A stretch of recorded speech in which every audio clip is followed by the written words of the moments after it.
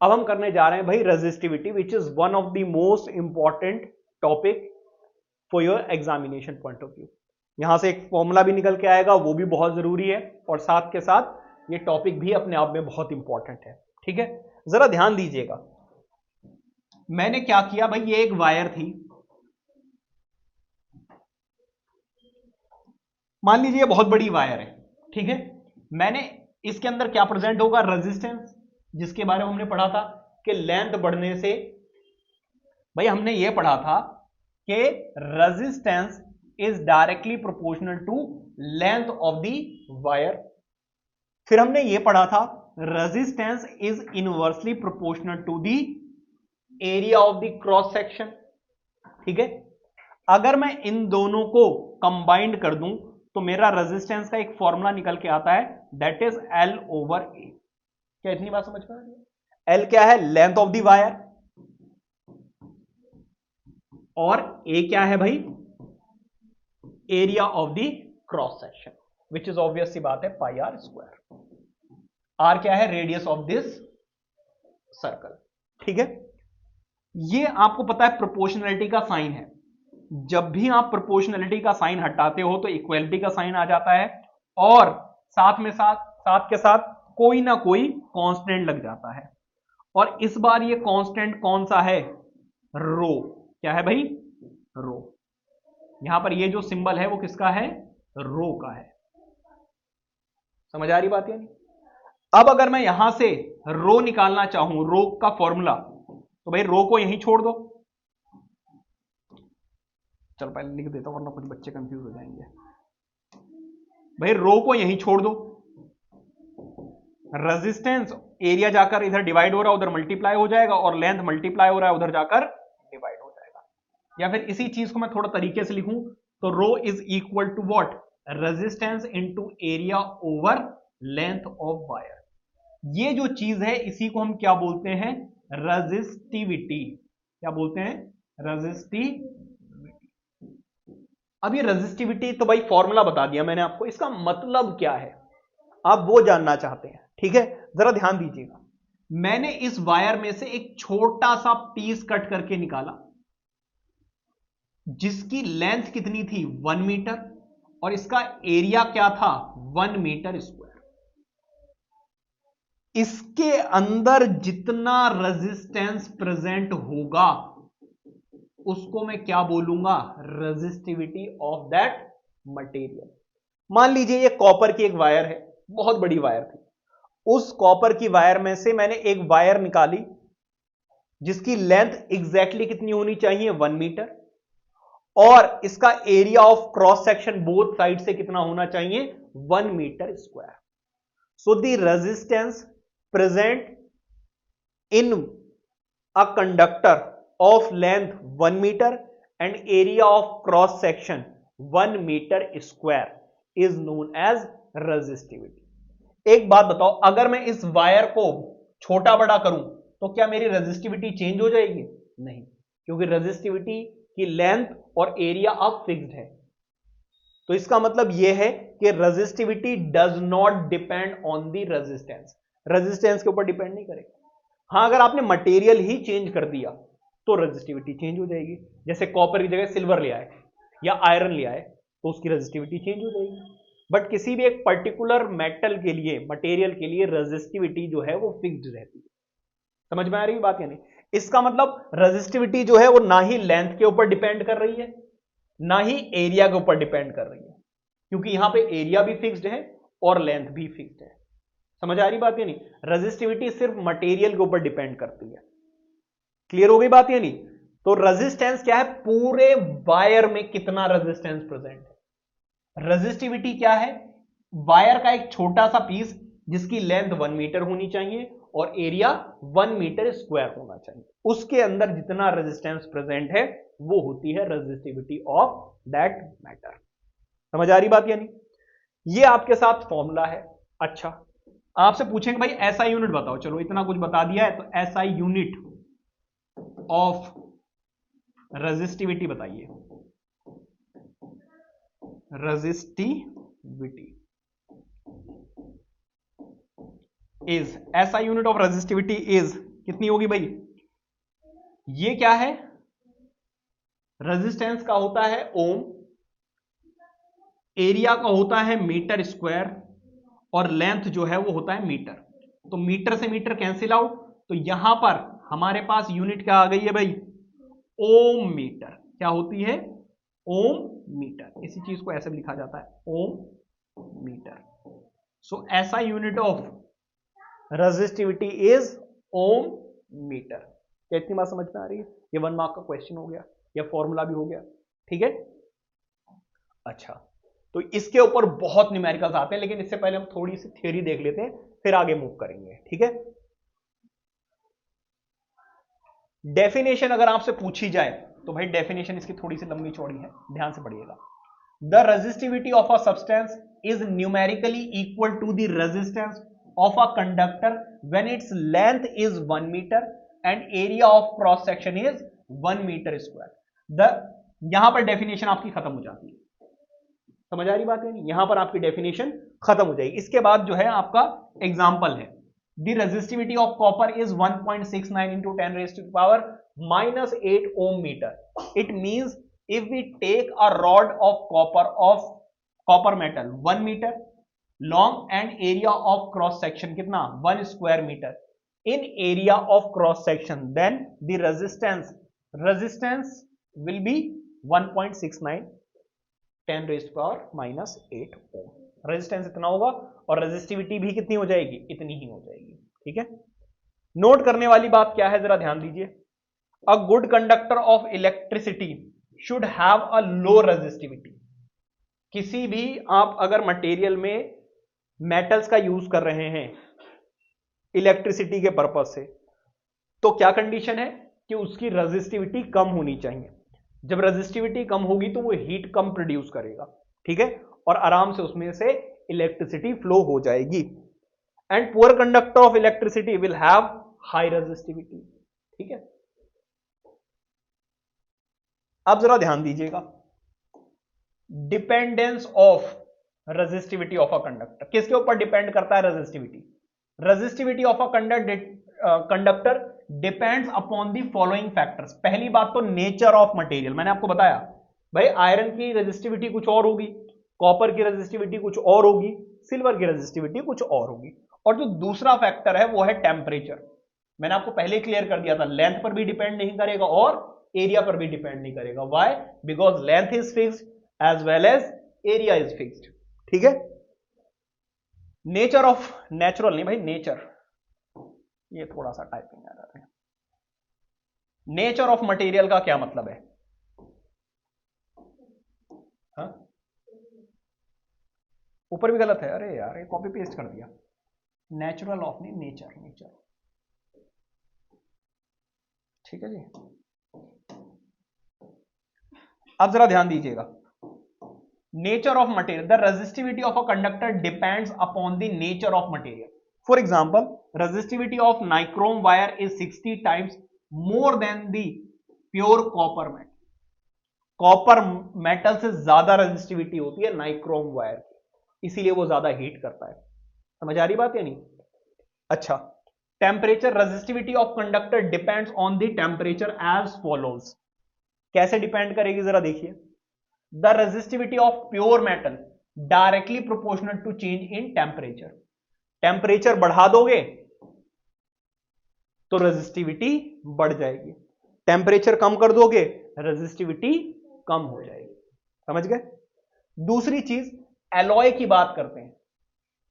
The resistivity of alloy, मतलब एक example दिए हुए, is slightly directly proportional to change in temperature और रिमेन्स अनइफेक्टेड। जो एलॉय है या तो वो directly proportional, slightly directly proportional होगी किसके ऊपर? टेम्परेचर के ऊपर। मतलब टेम्परेचर जैसे बढ़ा दिया थोड़ी बहुत रेजिस्टिविटी बढ़ जाती है, या फिर उन पे फर्क ही नहीं पड़ता है। क्यों? क्योंकि एलॉय जो है वो या तो मेटल से, टू मेटल्स, या वन मेटल या नॉन मेटल के कॉम्बिनेशन से बनता है। समझ आ रही बात या नहीं? तो जब मेटल और नॉन मेटल को कंबाइन कर दोगे तो हो सकता है कि रेजिस्टिविटी पे कुछ फर्क ही ना पड़े। समझ आ रही बात या नहीं? इसके बाद resistivity of semiconductor like nichrome, germanium etcetera is inversely proportional to change in temperature. मतलब अगर आपने टेम्परेचर बढ़ा दिया रेजिस्टिविटी क्या हो जाएगी, कम। ये सेमीकंडक्टर्स होते हैं, ठीक है। तो ये इस तरीके से डिपेंड करेगा कि अगर प्योर मेटल है तो टेम्परेचर बढ़ाने से रेजिस्टिविटी बढ़ जाएगी, एलॉय है तो टेम्परेचर बढ़ाने से हो सकता है स्लाइटली रेजिस्टिविटी बढ़ जाए या अनइफेक्टेड रह जाए। लेकिन अगर सेमीकंडक्टर है तो टेम्परेचर बढ़ाने से रेजिस्टिविटी कम हो जाती है। यूनिट्स ऑफ रेजिस्टिविटी मैंने आपको पहले ही बता दिया है, ठीक है, कि भाई रेजिस्टिविटी का फॉर्मूला क्या होता है, ये होता है। और एसआई यूनिट क्या होगी इसकी,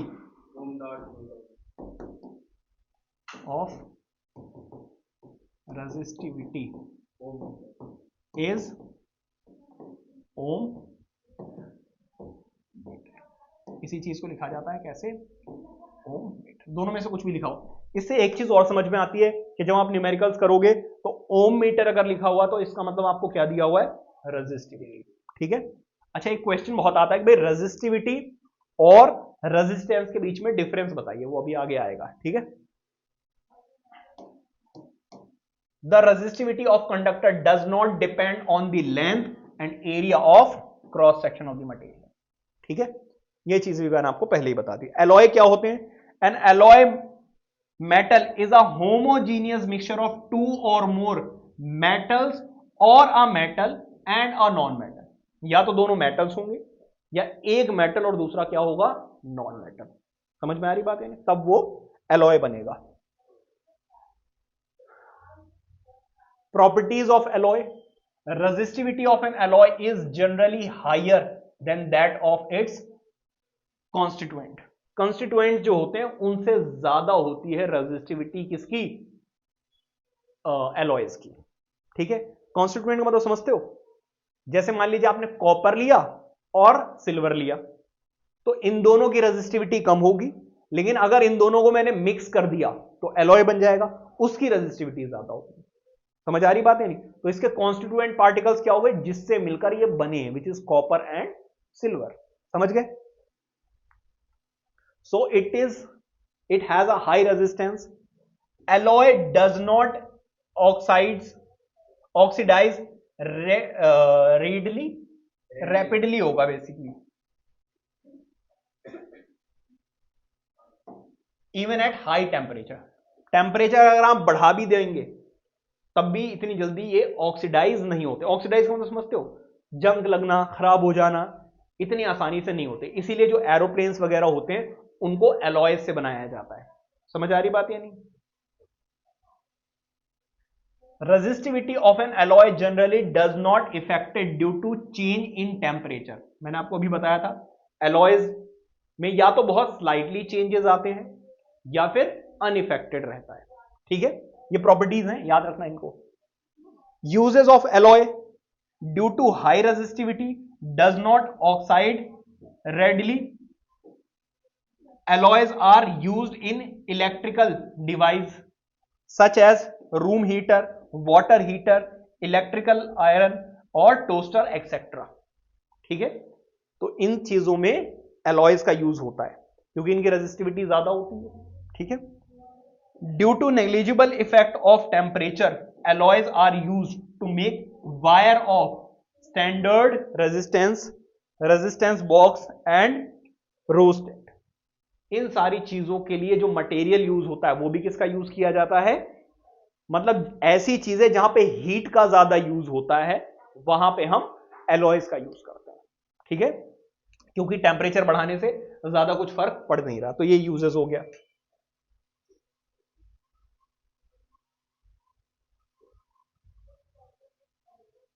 ये कुछ चीजों की, कहां गया, ये कुछ चीजों की रेजिस्टिविटी दी हुई है जो आपको याद करने की बिल्कुल भी जरूरत नहीं है, ठीक है, बस पता होना चाहिए। तो जैसे कि एल्यूमिनियम एक मेटल है, इसकी रेजिस्टिविटी देखो ज्यादा है, उससे कम रेजिस्टिविटी होती है एलॉयज की क्योंकि इसमें मेटल्स होंगे या मेटल और नॉन मेटल का कॉम्बिनेशन होगा। और ये हैं इंसुलेटर्स जो कि क्या है, नॉन मेटल्स। ऑब्वियस सी बात है इनकी जो रेजिस्टिविटी है वो बहुत ज्यादा कम रहेगी। इसका मतलब सबसे ज्यादा रेजिस्टिविटी होती है मेटल्स की उससे कम होती है एलॉयज की, और सबसे कम होती है, तो ये ऑर्डर हो गया। वो आपसे बोलेंगे भाई रेजिस्टिविटी डिक्रीजिंग ऑर्डर या इंक्रीजिंग ऑर्डर में अरेंज कीजिए, तो सबसे पहले आएंगे मेटल्स, फिर रेजिस्टिविटी ऑफ एलॉयज, और लास्ट में आएगा रेजिस्टिविटी ऑफ इंसुलेटर्स। क्या यहां तक सब कुछ क्लियर है? Any doubt?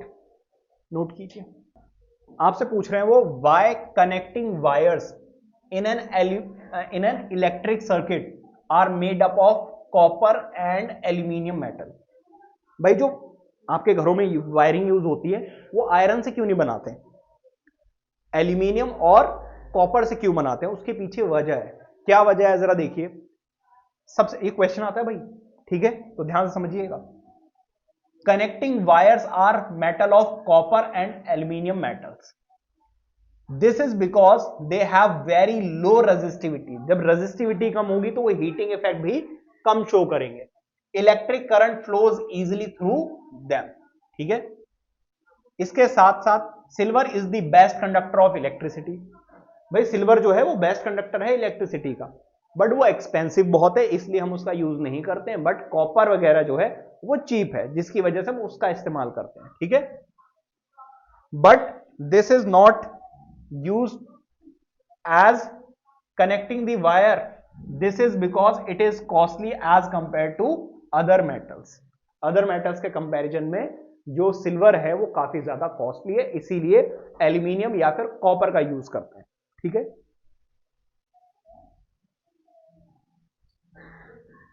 वो कह रहे why filament of an electric bulb made up of tungsten. Tungsten का क्यों बनाया जाता है? जो बल्ब होता है ना, येलो वाला बल्ब देखा है, उसके अंदर जो लाइट जलती है वो टंगस्टन का होता है। क्यों बनाया जाता है वो हमसे पूछ रहे हैं, जरा ध्यान दीजिएगा।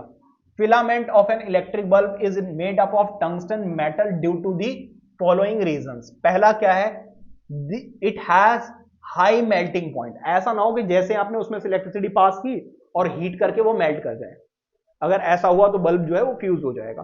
तो टंगस्टन का मेल्टिंग पॉइंट बहुत हाई होता है, which is approximately 3380 degree Celsius. It does not oxidised easily, जल्दी ये ऑक्सीडाइज भी नहीं होता, तो जल्दी क्या होगा, खराब नहीं होगा ये, ठीक है। Next, it has high resistivity. उसकी रेजिस्टिविटी बहुत हाई होने की वजह से वो हीट करने पर ग्लो कर जाता है। समझ में आ रही बात है नहीं?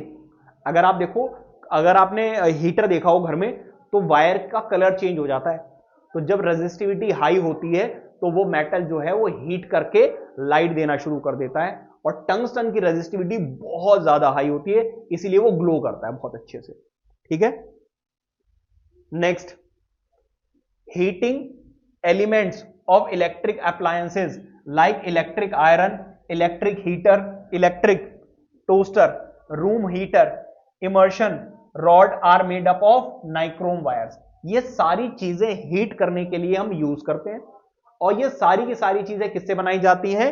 नाइक्रोम वायर से बनाई जाती हैं। ऐसा क्यों? तो जरा ध्यान से सुनना। Heating elements of electric appliances are made up of nichrome wire due to following reasons. पहला रीजन क्या है? It has high resistivity. Resistivity high होगी तो वो इजिली हीट करेगा। दूसरी चीज, it does not oxidise easily, तो जल्दी खराब नहीं होगा, जंग वगैरह नहीं लगेगी। It has high melting point, heat भी करेगा और मेल्ट भी नहीं होगा, तो हमारे लिए वो लॉन्ग लास्टिंग हो जाता है। समझ आ रही बात है नहीं? तो ये सारी के सारे रीजंस हैं जिसकी वजह से हीटिंग एलिमेंट्स में हम नाइक्रोम वायर का यूज करते हैं, ठीक है।